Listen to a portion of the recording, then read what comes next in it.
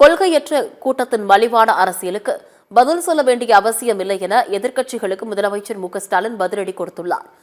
கிருஷ்ணகிரியில் சுமார் 2885 கோடி ரூபாய் மதிப்பிலான திட்டப்பணிகளுக்கு அடிக்கல் நாட்டிய முதலமைச்சர் மு.க.ஸ்டாலின் கெளமங்கலத்தில் 12 கோடி ரூபாய் செலவில் புறவழிச்சாலை உள்ளிட்ட 5 புதிய அறிவிப்புகளை வெளியிட்டார். பின்னர் பேசிய அவர், கொள்கையற்ற கூட்டத்தின் மலிவான அரசியலுக்கு பதில் சொல்ல வேண்டிய அவசியமில்லை என்று எதிர்க்கட்சிகளுக்கு பதிலடி கொடுத்தார்.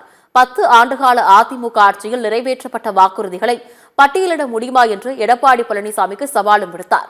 திமுக அளித்த 505 வாக்குறுதிகளில் 404 வாக்குறுதிகள் நிறைவேற்றப்பட்டதாகவும் சிலவை நிதி பற்றாக்குறையால் நிறைவேற்றப்படுவதில் தாமதம் இருப்பதாகவும் கூறியுள்ளார். கொள்கையற்ற கூட்டத்துக்கு அதை தாண்டி ஒன்றும் தெரியாது. மலிவான அரசியல் பண்றவங்களுக்கு பதில் சொல்ல வேண்டிய அவசியம் இல்லை. 10 ஆண்டுகள் அதிமுக ஆட்சியில கொடுத்த வாக்குறுதிகள், நிறைவேற்ற வாக்குறுதிகள் என்னன்னு அவரால் பட்டியலிட்டு சொல்ல முடியுமா? அதிமுக ஆட்சியுடைய 10 ஆண்டு கால சீர்கட்ட நிர்வாகத்தால தொழில் முதலீட்டாளர்கள் தலைவிரிக்க அண்டை மாநிலங்களுக்கு ஓடுனாங்களா மறக்க முடியுமா?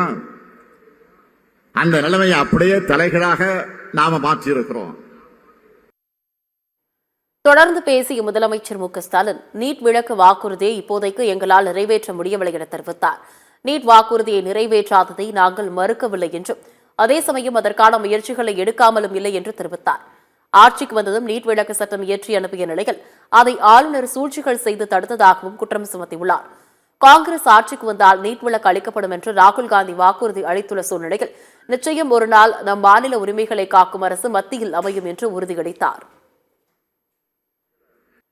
நீட் விளக்கு போன்ற வாக்குறுதிகளை இப்போதைக்கு எங்களால் நிறைவேற்ற முடியல.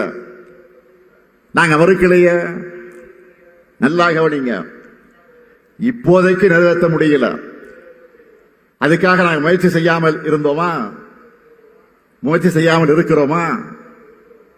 ஆட்சி பொறுப்புக்கு வந்த உடனே நீட் விளக்குக்கு சட்டமன்றத்தை சட்டமேற்றி அனுப்பினோம். அதை என்ன மாதிரியான சூழ்ச்சிகள் எல்லாம் பண்ணி ஆளுநர் மூலமாக தடுத்தாங்க, இது நாட்டு மக்களுக்கு நல்லா தெரியும். அப்பவும் கடுமையான சட்ட போராட்டம் நடத்தணும்.